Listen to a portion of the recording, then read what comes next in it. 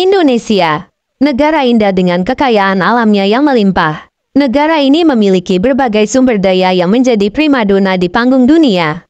Sumber daya ini tidak hanya memiliki nilai ekonomi yang tinggi, tetapi juga berperan penting dalam berbagai industri global. Seperti yang kita tahu, Indonesia kaya akan berbagai jenis mineral dan logam, seperti nikel, tembaga, emas, perak, timah, bauksit, dan batu bara. Selain itu, negara ini juga memiliki cadangan minyak bumi dan gas alam yang cukup besar.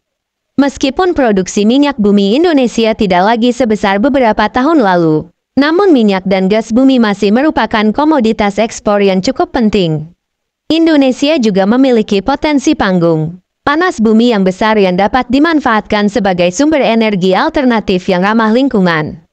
Dilihat dari sudut manapun, Indonesia seharusnya sudah bisa menjadi negara yang maju, dengan rakyat yang hidup dalam taraf yang lebih baik. Namun sebaliknya, dengan kekayaan alam yang begitu melimpah, sebagian besar masyarakat Indonesia ternyata masih hidup di dalam kemiskinan. Salah satu penyebab utamanya adalah tindakan korupsi yang dilakukan oleh segelintir orang yang memiliki kekuasaan. Lalu, benarkah di Indonesia perilaku korupsi sudah menjadi budaya yang sudah ada sejak zaman dahulu?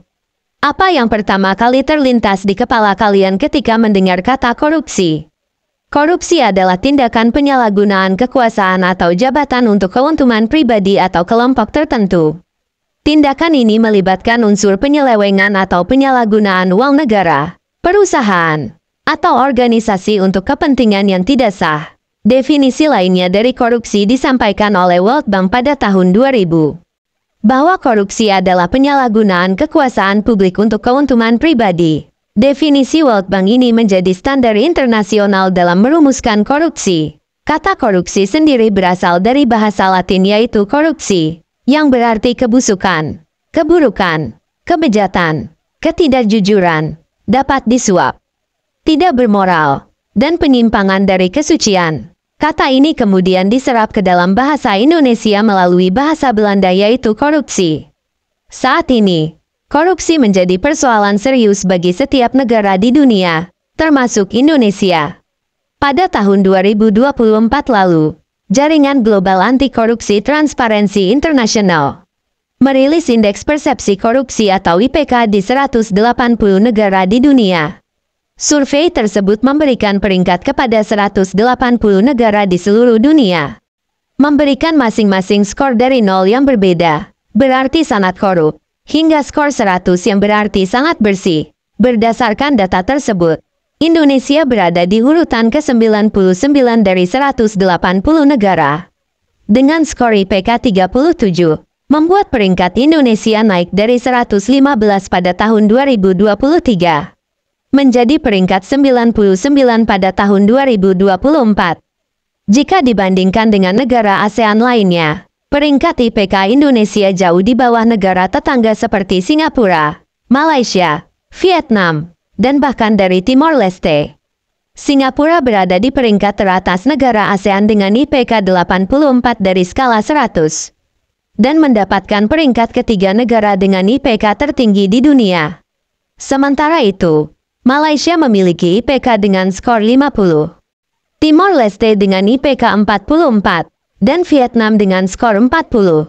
Lalu, benarkah korupsi sudah menjadi budaya di Indonesia? Dan pantaskah budaya ini untuk tetap dilestarikan? Budaya korupsi di Indonesia seringkali menjadi topik perdebatan dan kontroversi di kalangan masyarakat, terutama karena kecenderungan korupsi yang terus berlangsung di berbagai sektor. Beberapa ahli mengatakan bahwa budaya korupsi di Indonesia diwariskan dari masa penjajahan Belanda. Sejak zaman kolonial, praktek korupsi telah terjadi di Indonesia. Namun, pendapat tentang apakah budaya korupsi di Indonesia diwariskan dari masa penjajahan Belanda masih menjadi topik perdebatan di kalangan ahli sejarah dan sosiolog. Ada beberapa argumen yang mendukung pandangan bahwa budaya korupsi di Indonesia diwariskan dari penjajahan Belanda.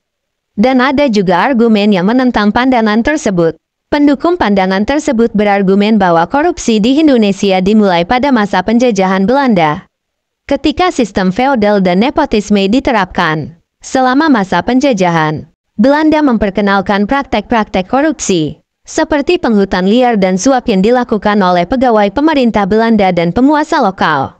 Selain itu, sistem birokrasi yang dibangun oleh Belanda memberikan banyak kesempatan untuk mencari penjajahan Belanda. Hal tersebut juga serupa dengan apa yang pernah diungkapkan oleh Subkoordinator Pusat Studi Arsip Pemberantasan Korupsi, yaitu Darwis Yakob. Menurutnya, kasus korupsi di Indonesia sudah ada sejak era VOC.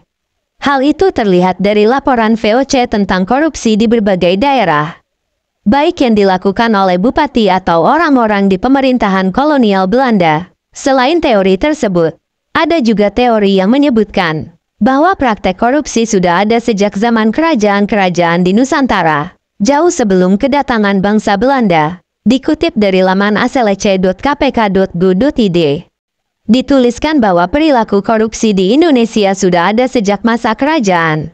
Pada masa kerajaan, praktek korupsi sudah mulai terlihat, terutama dalam bentuk penghutan pajak atau upeti yang memberatkan rakyat. Para penguasa dan pejabat kerajaan seringkali memanfaatkan posisi mereka untuk memperkaya diri, dengan memaksa rakyat memberikan upeti yang berlebihan. Para pejabat kerajaan sering menyalahgunakan wewenang mereka, dengan meminta upeti atau pajak yang lebih besar dari yang seharusnya kepada rakyat. Ini sering terjadi dalam perjalanan ke negara, dalam sistem feodal di kerajaan-kerajaan seperti Majapahit, Sriwijaya, dan Mataram. Meskipun praktek korupsi sudah ada sejak sebelum kedatangan bangsa Belanda, namun selama masa penjajahan Belanda, praktek korupsi menjadi lebih terstruktur dan sistematis. Sistem feodal dan nepotisme yang diterapkan oleh pemerintah kolonial memperkuat budaya korupsi yang sudah ada. Pegawai pemerintah Belanda dan penguasa lokal sering melakukan pembajakan hutan liar dan suap, serta sistem birokrasi yang dibangun oleh Belanda memberikan banyak kesempatan untuk praktek korupsi. Perilaku koruptif bangsawan Nusantara juga pernah ditulis oleh Gubernur Jenderal Inggris, yaitu Thomas Stamford Raffles dalam bukunya yang berjudul History of Java. Salah satu hal menarik dalam bukunya tersebut dituliskan bahwa adanya bangsawan yang gemar menumpuk harta, memelihara sanak atau abdi dalam, yang pada umumnya abdi dalam lebih suka mendapat atau mencari perhatian majikannya. Akibatnya, abdi dalam lebih suka mencari muka atau berperilaku oportunis. Tidak jarang abdi dalam juga berperilaku oportunis. Djoko Marihandono juga melakukan korupsi dalam mengambil upeti dari rakyat yang akan diserahkan kepada penguasa wilayah mereka.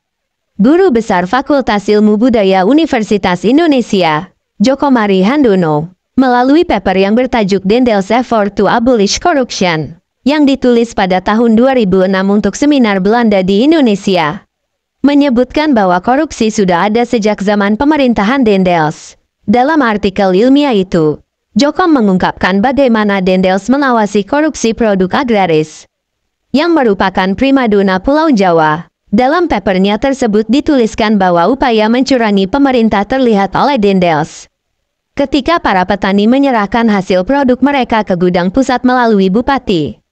Berat produk yang diserahkan oleh petani kepada bupati adalah 160 ton per pikul. Bupati kemudian menyerahkan hasil produk kepada residen sebanyak 120 ton per pikul. Sampai akhirnya produk yang masuk ke gudang pusat hanya 100 ton per pikul.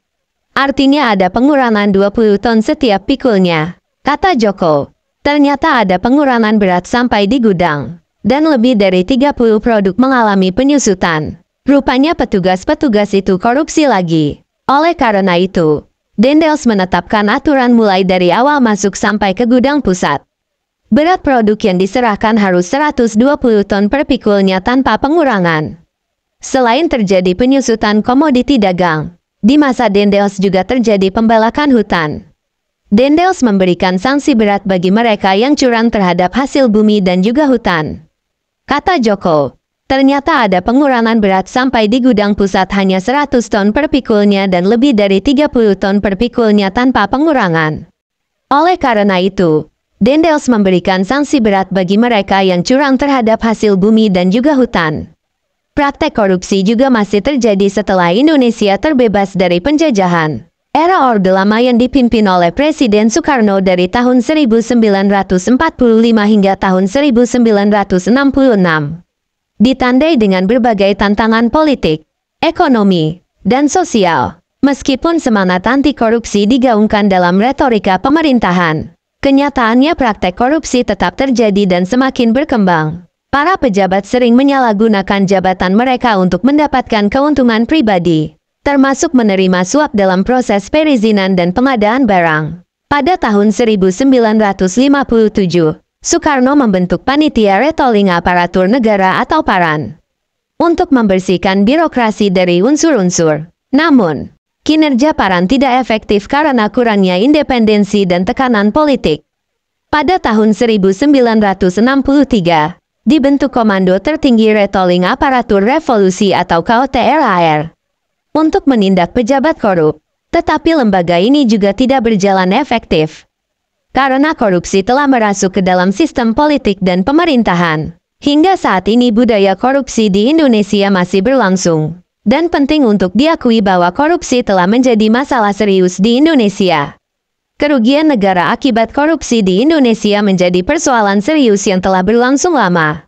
Berdasarkan data dari Indonesia Corruption Watch atau ICW, sepanjang periode 2013 hingga tahun 2022 saja, total kerugian negara akibat korupsi tercatat mencapai 238,14 triliun rupiah. Apakah budaya ini patut untuk tetap dilestarikan? Bagaimana menurut Anda? Tulis di komentar.